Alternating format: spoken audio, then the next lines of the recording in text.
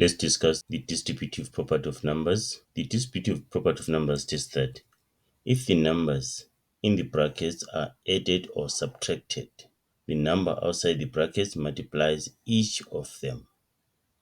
We are distributing the number which is outside the brackets. Let's say we are given A times B plus C like this. So this A will multiply B and also multiply C. And then what are we going to get? We're going to get A times B plus A times C. That's why it is called the distributive law, because this factor is distributed inside the bracket.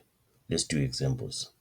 Let's say we're asked to simplify 5 times 3 plus 8. We say 5 times 3 and then plus 5 times 8, or 3 times 5 plus 8 times 5. So what do we get? Get 3 times 5 plus 8 times 5. Then 3 times 5, that is 15. Then 8 times 5, that is 40. And then we get 55. So we've used the distributive law to simplify this expression. Even if the terms in the brackets are being subtracted, we can use the distributive law.